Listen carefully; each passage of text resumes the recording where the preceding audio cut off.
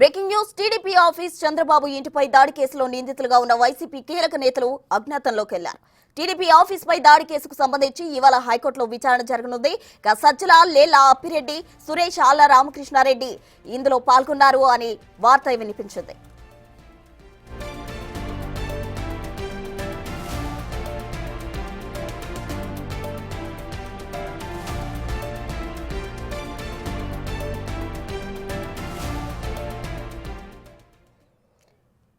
ఇక టీడీపీ కార్యాలయానికి సంబంధించి నిందితుల కేసుకు సంబంధించి మరింత సమాచారం మా ప్రతినిధి అందించడానికి సిద్ధంగా ఉన్నారు. శివ, చెప్పండి.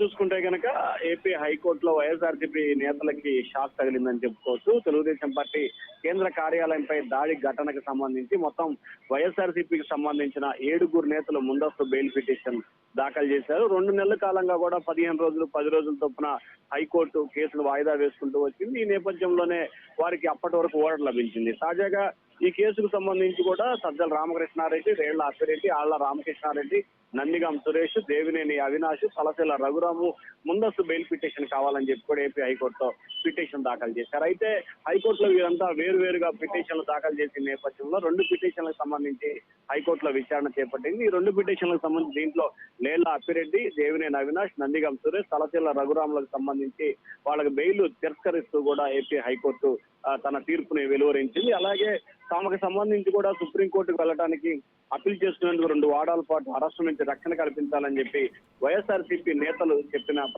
దానికి సంబంధించి కూడా హైకోర్టు న్యాయమూర్తి దీనిపై పూర్తి స్థాయిలో నిరాకరించింది. వారు కాదు రిక్వెస్ట్ చేసిన పరిస్థితి అయితే కనిపిస్తుంది. అయితే దీనికి సంబంధించి కూడా తిరస్కరిస్తున్నట్లు కూడా హైకోర్టు తన తీర్పును అయితే వ్యవహరించింది. ముందుగా 2 గంటల పాటు సమయం ఇస్తామని చెప్పిన పరిస్థితి కనిపించింది. ఆ తర్వాత 2 గంటల తర్వాత ఇటు టీడీపీ తరపు న్యాయవాదులు, అటు వైసీపీ తరపు న్యాయవాదులు వాదనలు విన్న న్యాయస్థానం కూడా సుప్రీంకోర్టు వెళ్తే వెళ్ళొచ్చు కానీ అప్పటి వరకు గడువు ఇవ్వడానికి మాత్రం నిరాకరించింది. ఈ నేపథ్యంలో వైఎస్ఆర్సీపీ నేతలంతా కూడా అజ్ఞాతంలోకి వెళ్ళినట్టు తెలుస్తోంది.